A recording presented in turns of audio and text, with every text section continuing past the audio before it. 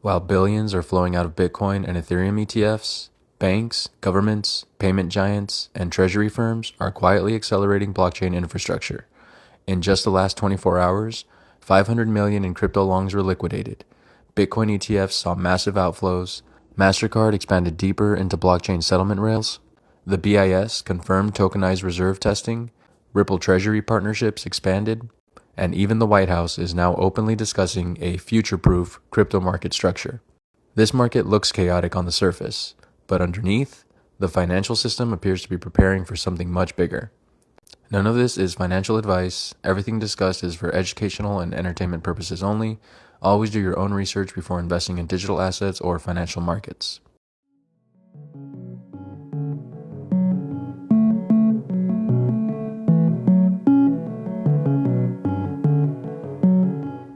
Welcome back to Ledger Pulse, where we break down the biggest shifts happening across XRP, crypto regulation, institutional finance, tokenization, and the future of global liquidity.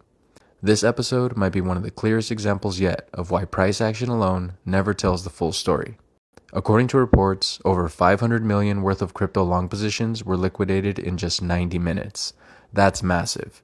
And events like this usually create emotional reactions across the market. Fear, panic selling, uncertainty, confusion. But here's what experienced players understand. Liquidations don't necessarily change long-term infrastructure trends. They mostly reset leverage. That's an important distinction, because while traders were reacting emotionally to short-term price swings, institutional development kept moving forward in the background. And that contrast is becoming one of the defining themes of this cycle.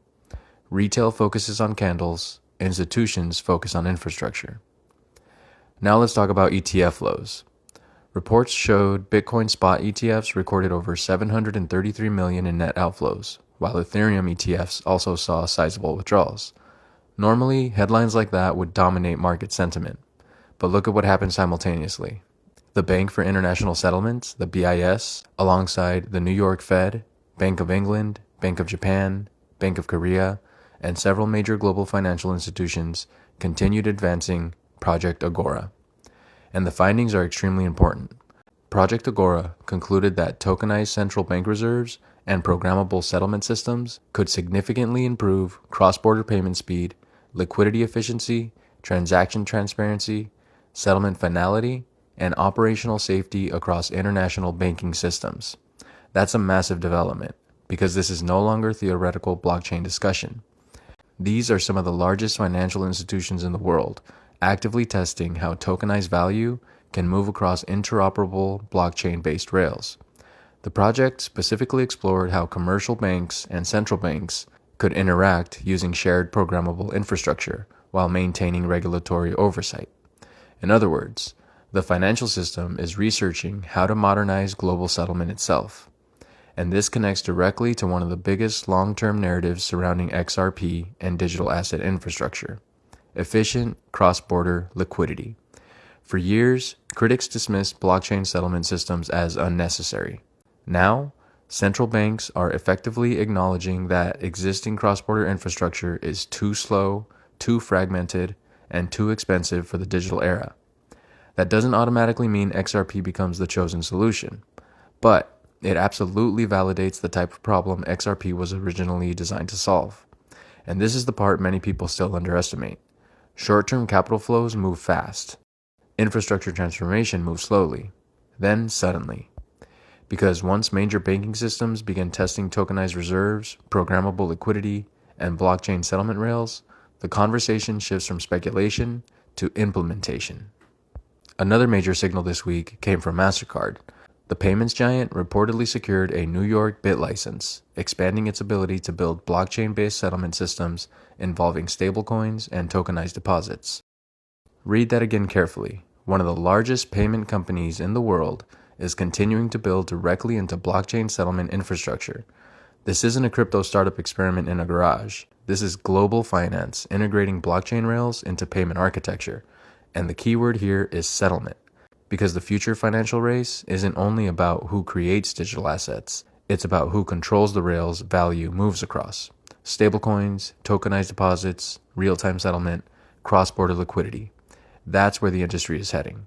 And every week, another major institution seems to be stepping into the space. Now let's shift toward Ripple Treasury. A new partnership involving Ripple Treasury and Treasury XL is pushing deeper into corporate treasury management infrastructure. This is a massively overlooked sector. Most retail investors think crypto adoption only means ETFs, exchanges, trading apps, or speculative investing. But corporate treasury systems are where trillions of dollars move globally. The new initiative focuses on real-time treasury visibility, cross-border value movement, multi-asset management, and AI-driven treasury automation.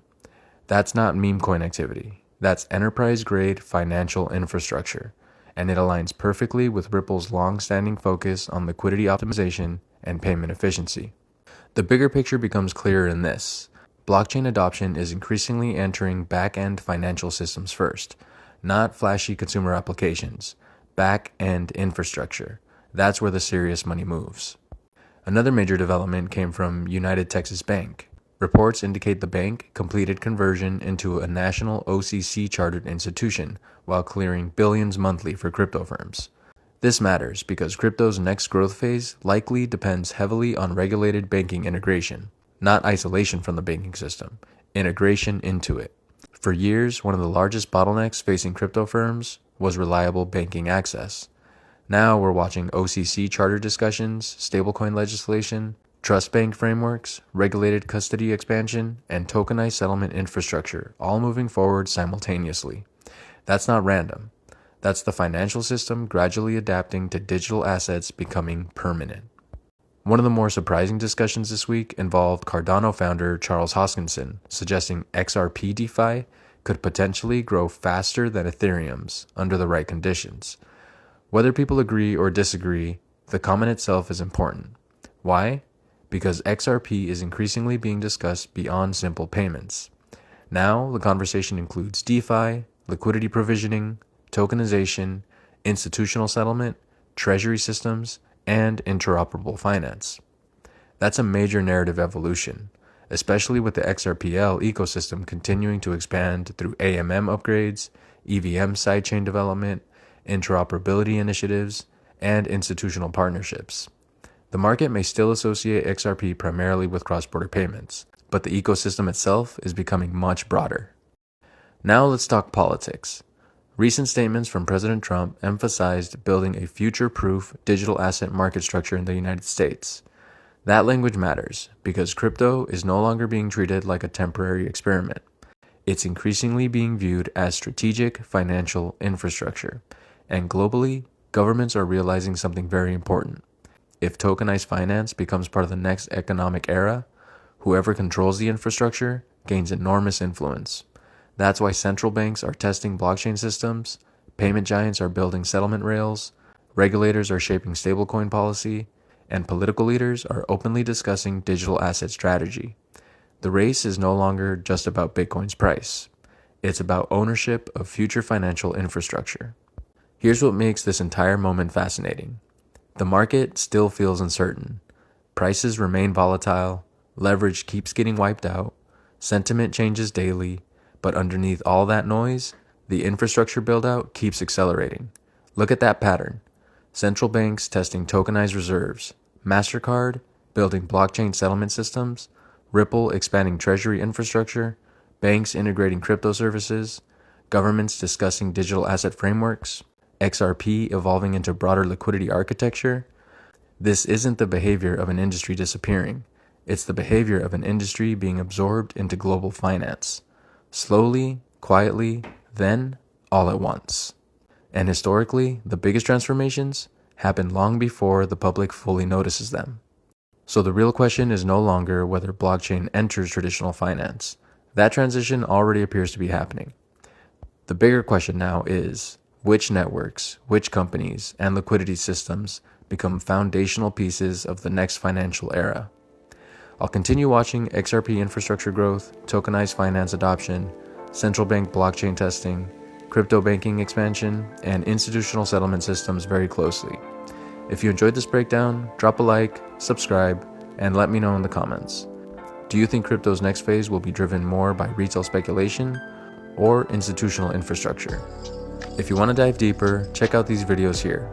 And as always, watch the signals beneath the headlines. Thanks for listening, and we'll catch you in the next one.